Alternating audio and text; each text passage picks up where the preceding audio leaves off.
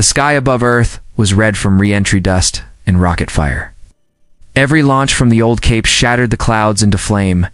Inside Command Deck 7, Lieutenant Commander Marlock stood beside the wide glass viewport, visor tucked under her arm. The reflection on the glass caught half her face and half the chaos outside. The fleet was rising. Rows of dark ships lifted through the upper atmosphere, their silhouettes jagged and uneven. Some were old mining vessels, others once cargo freighters or colony transports, now stripped down and rebuilt into war machines. The air outside shook every time a new engine burned. Generators groaned deep under the floor. The city lights below flickered in and out as power grids redirected to orbital launch charges. Colonel Wade Harker stepped through the steel doors behind her. His uniform was clean, but his face looked carved from weeks without sleep. "Is this everything we have left?" he asked. Mara turned from the window. "Everything that can move." He walked to the control desk and placed a data key onto the panel. "When we break orbit, the Council's sensors will see us in less than 5 minutes. No more hiding after that." "Then it's too late to stop," she said. He gave a faint nod. "Wait, it was too late the moment they cut our food lines." In the far end of the hall, the comms officer raised his voice over the noise. "Signal from Luna Command. They're powering up the network." All green. Mara's hands curled into fists. "That's it. They all know." She looked back to the sky. The largest ship in orbit came into view between slow-moving clouds. The Iron Saint. Its shape filled the horizon, black armor streaked with gold plasma scars. It was not beautiful. It looked like a wall built from everything Earth had left. One of the younger officers whispered, "They said the Saint can fire through a cruiser shield," Harker said. "It can." Once the deck lights dimmed as energy rerouted to the launch grid, every voice dropped.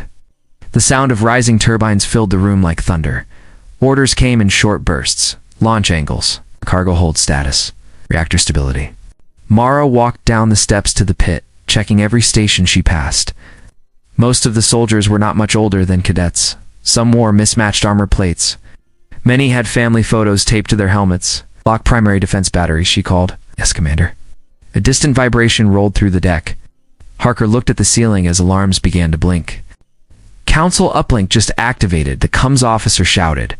"They're demanding a cease order. Immediate compliance." Mara's throat ached from holding her breath. Harker stared out the viewport. "Play it." The voice came through the speakers, sharp and cold. "You are in violation of Council Order 1. Power down all fusion cores. Any further launch will result in orbital strike authorization." Silence followed. Everyone on the deck waited. Harker clasped his hands behind his back. "Mute them." The comms officer obeyed. The static faded. No one spoke. Outside, the Iron Saint turned, its engines glowing white. Its main cannon rotated toward the stars. Mara looked at Harker. "Do you want to give them a message?" He met her eyes. "We already did." A moment later, the sky turned white. The Iron Saint fired its first shot, the beam cutting through the clouds and disappearing into orbit. The floor quaked. The control rails shook in their bases. The officer at sensors gasped. "Return. Fire detected. Multiple signatures inbound." A flash hit the edge of the atmosphere, blooming like a second sun. Mara braced herself against the console. They didn't wait for confirmation. Harker's voice was flat. "You never do." The room lights flickered again. Outside, dozens of small ships streaked upward to join the Iron Saint. The blockade satellites began to move. Mara felt the vibration change in the floor. Something heavy had just entered orbit. "New contact," the comms officer said. "It's not Council." Unidentified, no code. The display loaded and a single black ship shape appeared on the main screen. It was already above them, closer than it should have been. Then the signal cut to black. The alarms never stopped. Smoke crawled across the ceiling panels like dark claws.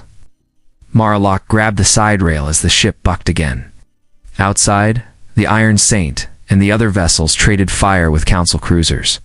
White streaks sliced through space in every direction. Harker shouted over the noise. "First group is through the Mars gate," the comms officer answered. "Second group's still climbing. It's heavy fire near orbit. Tell them to hold line formation and keep moving." Every dot of light on the map was a human ship. Red lights kept appearing faster than green ones. Each red meant one exploded. She stared at them until her eyes blurred. Another officer reported. "The Iron Saint is calling for reactor support. They hit one of the plasma chambers." "Root them what we can," Harker said. The Saint looked alive, its cannon bright as a sunrise, burning through the black. One Council cruiser broke apart under the blast. Parts of it fell, scattering across orbit like sparks. Inside the deck, the young soldiers cheered for a second. Then another cruiser slid into view, 10 times larger, its blue engines burning cold and steady. Harker saw it too. "That's the command ship," he said. "The Council sent their best." "Do we have missile control?" Mara asked. "Manual only." "Digital override is jammed." "I'll take manual then."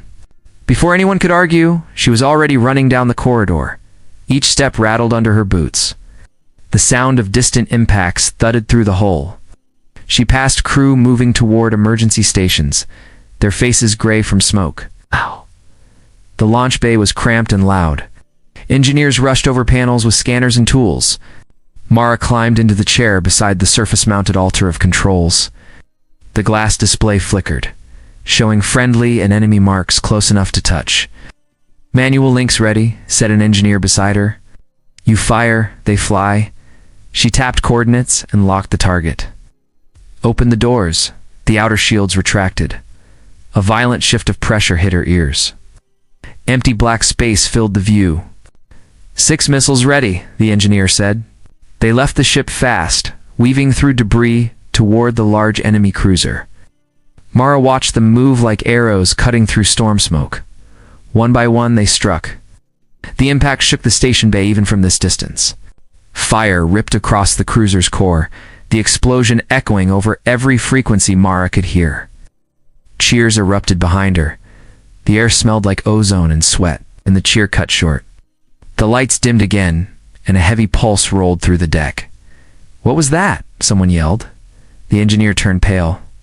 Power draw from the Iron Saint just spiked, too high. "Actor breach warning." Mara slammed her wrist come open. Then a faint voice came through, containment failing. The sound broke up as explosions cracked through the channel.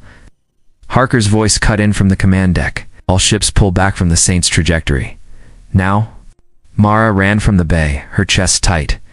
The blast rolled across the fleet like a tidal wave, turning metal and light into one shape. Every radio went dead at once. Screens across the controls turned to black. The hum of engines dropped into silence. For a long moment, no one spoke. Only the faint echo of alarms answered. Then a voice on the comm line whispered through the static.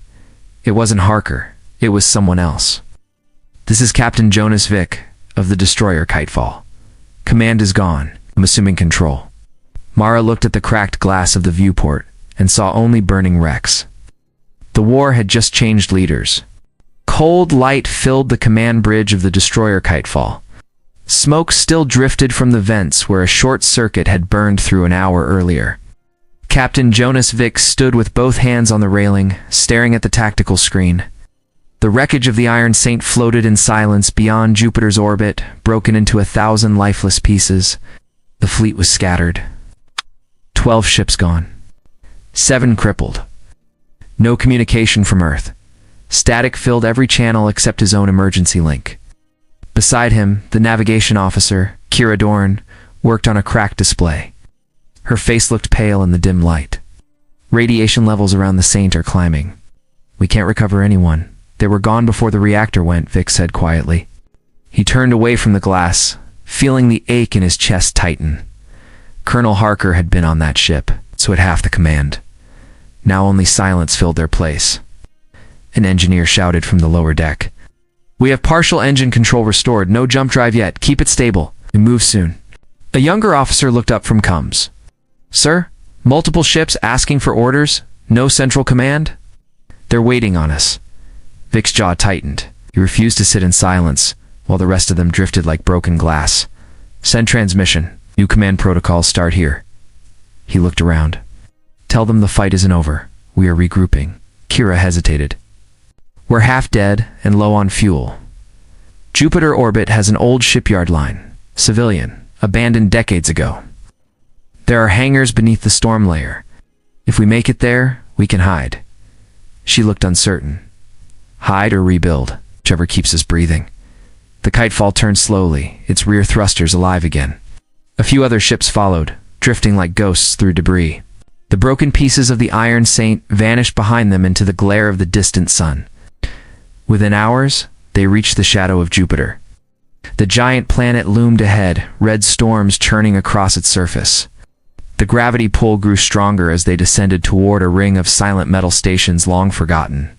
The structures still held atmosphere, sealed by ice. Lights flickered inside the main docking ring, as power lines reconnected for the first time in years. Kira stared through the viewport and whispered, "This place shouldn't still be working." Vic answered, "Good, that means someone kept it ready." They docked in silence. The sound of metal locking against metal echoed through the corridors. Crew members moved with lamps and rifles drawn. Dust floated in the narrow beams of light. Every step sounded too loud. The deeper they went, the more of the base came to life. Humming generators, old monitors booting up. The walls carried faded marks of an old emblem, Project Gallant. Vic stopped when the door to the largest hangar opened. 9 massive hulls waited inside. Ship frames longer than any destroyer. Smooth, unfinished, but alive. Kira's mouth opened slightly. "What is this?" Vic ran his hand across a cold metal plate. The serial tag read, Leviathan. Number 1. He turned to his crew. "This is the rest of Project Gallant. Parker must have hidden them here." Kira stepped closer to the hull. "There's full power routing. Someone was still building them. Then they planned more than defense," Vic said. "They planned revenge." The comms link cracked open, filled with static. A new signal cut through it, strong, deliberate. "Unidentified fleet in Jupiter's shadow," said a voice, firm and calm. "Power down and identify yourself. This sector is under Council control." Kira froze. "It found us." Vic didn't move. He looked through the hangar window, and his throat went dry. A new formation of enemy ships had broken from hyperspace above the planet, forming a wide circle around the old station. Their lead cruiser had already locked targeting beams in their direction. The identification code blinked onto his screen. Captain's name, Commander Claire Arden. Vic stared at it. He knew that name. Everyone in the fleet did. Arden had once been Harker's second in command. Kira looked up at him. "Sir." Vic lowered his voice, almost a whisper. "Almost, yeah." "She's not supposed to be with them." Outside, the Council fleet turned its guns toward the station. The targeting alarms began to scream. The hangar floor shook under the pressure blast as the Council fleet moved into attack range. Warnings flared red across the monitors. The sound of proximity alarms echoed through every corridor. Crew ran between consoles, shouting over the steady rumble of the growing bombardment outside. Captain Jonas Vic didn't waste time. "Seal every inner door. Bring the backup shields online." Kira Dorn was already at the main control platform. Her hands were black with grease from restoring the old reactor. "Shield output is still at 40%. That's all the power we can pull from the core. Then 40 will have to be enough," he said. Through the wide glass panels, Jupiter's red storms rolled beneath them. Flashes of light reflected from thousands of kilometers below. The Council ships formed a dark wall above the station. Their lead ship hung in the center of that wall, sharp and silver, bearing the name Providence on its hull. A voice broke through the static on every channel. Calm, steady, and unmistakable. "This is Commander Claire Arden of the Providence. Captain Vic, power down your fleet. No one else needs to die today." Vic stepped toward the transmitter. "You gave up your flag, Arden? You serve the Council now?" Her voice hardened. "You think this is about loyalty? It's survival. Surrender and I can protect the civilians on Earth. Resist, and I can't stop what comes next." He stared at the screen but didn't answer. Around him, the deck crew watched in silence. Finally, he said, "You used to believe in us." "I still do," she replied. "That's why I'm giving you one last chance. Turn those unfinished ships over to me. The war ends tonight." Vic cut the transmission. The room went dark for a second as power rerouted to weapons control. Kira looked up from her station. "We can't match their numbers." "We don't have to. We just have to hit harder where it hurts." He pointed at the display. Those big ships rely on synchronized targeting systems. Knock that offline, and their formation falls apart. He turned toward the engineers on the lower deck. You said the outer rings still connect to Jupiter's magnetic grid, right? Unstable, but yes, one answered. Then overload it. The engineer blinked. That grid powers half the base. It'll fry our systems too. Better dead than erased, Vic said. Do it. Every hand moved. In less than 2 minutes, the old shipyard came alive. Blue electric arcs crawled along the walls. Metal hummed with static. Outside, the council fleet opened fire. White bolts pounded against the station shields. The floor cracked. Sparks rained from the ceiling. Kira shouted, "Overload in 5 seconds." Vic stood in the center of the deck, eyes on the viewport. Hold on to something. A burst of blinding light erupted from the station core and blasted outward, cutting the void in silence. The wave hit every ship, friendly and enemy. Systems flickered and died. For 10 long seconds, the void went blind. Then the static cleared. Only one ship still moved. Leviathan 1. Its massive engines powered on, running on reactors older and stronger than anything else left alive. The ship lifted from the hangar cradle, dragging debris behind it. The Leviathan was no longer a prototype. It was awake. Kira stared up through the observation glass as it rose. It's fully operational. Someone finished the build. Vic picked up the comm mic. Who's controlling that ship? Before she could answer, a new voice came through the fleet's private channel, crisp, confident, impossible. This is Arden, aboard the Providence. You think I don't know your tricks, Jonas? The rest of your fleet is coming, and when they arrive, no storm will hide you. Her voice didn't sound like the person she once was. There was steel in it now, something cold and final. Outside, the Leviathan tilted upward and charged its main weapon. A line of white light built along its spine, aimed straight at the Providence. Fire, Vic ordered. The beam cut through space and slammed into Arden's ship. The explosion tore the command cruiser apart, debris raining toward the planet below. The deck crew stared in stunned silence. Kira exhaled. Did we get her? The monitor flickered once, then a broken transmission came through. It was Arden's voice, faint but steady. You think you've won, Jonas. You've only woken the rest of them.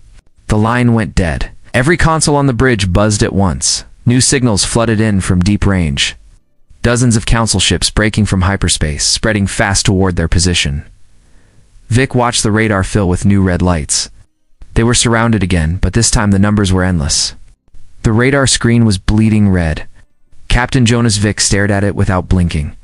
Every new contact meant another council ship ready to crush what remained of the resistance. The dark around Jupiter turned alive with incoming drives. The fleet had found them again. Kira Dorn stood beside him, headset clamped tight to her ear. Multiple formations moving in, at least 200. Vic gripped the railing. How many ships do we have operational? 7, she said. And 1 Leviathan. The bridge shook as a blast wave rolled through the hull. Loose tools clattered across the floor. Crew steadied themselves and waited for orders. He turned to the comm station. Patch me through to the fleet. The static cleared and hundreds of tired voices came through at once. His voice cut through them. This is Captain Vic on the Kitefall. You all saw what the Leviathan did to the Providence. That was 1 ship. They believe we're broken. Let's show them what we really are. No one cheered. They didn't have the strength left for that. But every ship answered with a short confirmation ping. The first of the council carriers broke through the upper clouds, its armor reflecting the light from the nearby sun. Fighters launched by the dozens. Beam trails crossed the atmosphere like glowing scars. Raise shields, Kira ordered. Bring the Leviathans online. The hangar doors below opened one by one. The unfinished giants roared to life. They came out in a slow line, engines shaking the station. Each hull was scarred and crude, but each one carried weapons that hadn't been used for decades. Vic leaned close to the tactical display. Spread formation. We hold the line over Earth's gate, and nothing gets past us. The shipyard was now a battlefield. Plasma trails streaked across the black. The Leviathans fired as they climbed, their beams tearing through the middle of the Council Armada. Fragments of burning metal drifted in low orbit. Inside the Kitefall, Alarms howled. The main corridor filled with smoke. The ship had been hit, but the reactor still held. Kira's fingers moved across the controls, rerouting power to the weapon banks. "Leviathan's down," she said, voice shaking. "Keep firing," Vic said. "Don't stop to count." Outside the viewport, Earth rose in the distance, half hidden by dust and wreckage. The sight tightened his chest. All of this had started to protect that blue light. "Council command ship moving into range," Kira said. "They're charging a super weapon." Vic's voice steadied. "And get me the grid." She looked up, eyes wide. "The planetary guns are dead. Not those. The ones below orbital level. The civilians on Earth." The comm channels opened again. He spoke directly to the surface relays. "If you can hear my voice, align every defense cannon on the planet to these coordinates. Use manual control. Link targeting to visual if you have to." Static answered at first. Then came hundreds of voices, men and women from every city still standing. "Ready," one said. Vic gave the order. "Fire." From the ground, light streaked upward. Thousands of shots merged into one blinding blast. Super weapon charge on the Council flagship disintegrated before release. Then the counterfire hit, tearing through every enemy ship near it. The blast shook even the kitefall. Panels blew off the walls. People shouted in the smoke. When it cleared, the Council armada was gone. Only debris and faint engine trails remained. Kira turned slowly toward Vic. "We did it." He didn't answer. His eyes stayed on the sensors, at the faint residual readings far beyond Mars. Something else was moving there. Thousands of new heat signatures, perfectly aligned. She followed his gaze. "That can't be their reserves. No fleet that big exists." The readings grew stronger, forming a pattern that no one recognized. Vic leaned forward. "It's not Council. Something else." Before he could say another word, a bright pulse flooded every system. Erasing the screens and cutting power across the bridge, the ship went completely silent. The last thing Vic saw before the blackout was Earth through the viewport, glowing in the dark. Something was coming between it and the sun.